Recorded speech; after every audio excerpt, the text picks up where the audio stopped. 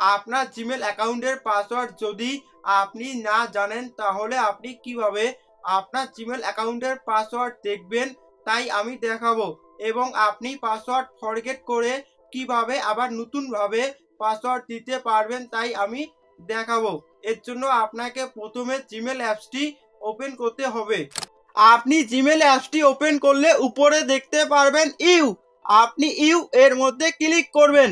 আপনি যে Gmail অ্যাকাউন্টটির password পরিবর্তন করতে চাচ্ছেন সেই জিমেল অ্যাকাউন্টটি প্রথমে চয়েস করবেন। এরপর আপনি উপরে দেখতে পাচ্ছেন ম্যানেজ ইওর গুগল অ্যাকাউন্ট, আপনি এর মধ্যে ক্লিক করবেন। এরপর আপনি এখানে দেখতে পারবেন সিকিউরিটি চেক ইন, আপনি এর মধ্যে ক্লিক করবেন। আপনি এখানে আসলে একটু নিচে চলে আসবেন, তাহলে আপনি দেখতে পারবেন পাসওয়ার্ড, আপনি পাসওয়ার্ড এর মধ্যে ক্লিক করবেন। আপনার ফোনের পাসওয়ার্ডটি চাবে, আপনি আপনার ফোনের পাসওয়ার্ডটি বসাবেন। এরপর আপনি এখানে আসলে এখানে একটি নতুন পাসওয়ার্ড বসাবেন, কারণ আপনি যেহেতু জিমেল অ্যাকাউন্টের পাসওয়ার্ড জানেন না। আপনি যে নতুন জিমেল অ্যাকাউন্টের পাসওয়ার্ডটি বসাবেন ওই পাসওয়ার্ডটি আবার কপি করে এখানেও বসাবেন। এরপর আপনি এখানে চেঞ্জ পাসওয়ার্ড, আপনি এর মধ্যে ক্লিক করবেন, তাহলে আপনার জিমেল অ্যাকাউন্টের পাসওয়ার্ড পরিবর্তন হয়ে যাবে।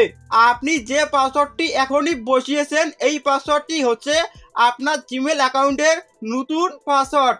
এই নতুন পাসওয়ার্ডটি ব্যবহার করে আপনার জিমেল অ্যাকাউন্টটি অন্য ফোনেও লগ ইন করতে পারবেন। আবার আপনি এখানে দেখতে পাচ্ছেন পাসওয়ার্ড ম্যানেজার, আপনি এর মধ্যে ক্লিক করবেন।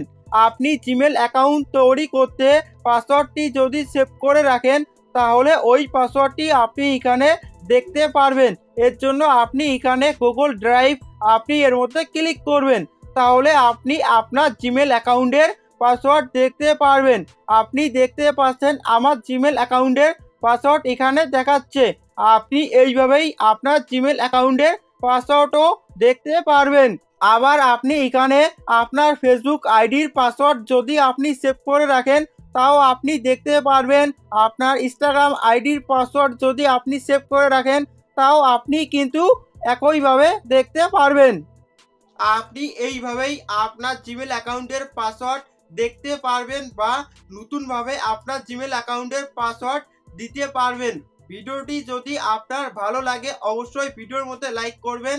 এরকম আরও গুরুত্বপূর্ণ ভিডিও পেতে আমার এই চ্যানেলকে আপনি অবশ্যই সাবস্ক্রাইব করে রাখবেন। সবাই ভালো থাকবেন, সুস্থ থাকবেন। খুদা হাফেজ।